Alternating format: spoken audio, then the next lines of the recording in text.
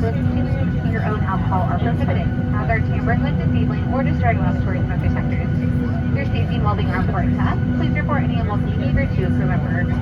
For security reasons, no line may form at the forward lavatory, and please use the lavatory in the cabin in which you are seated when available. You can help us get ready for takeoff by making sure your seatbelt is fastened, seat back and tray table are up. All bags and larger items, including laptops and tablets with keyboards, are completely in the seat in front of you. Smaller devices should be unplugged from seat power and airplane mode and held or secured.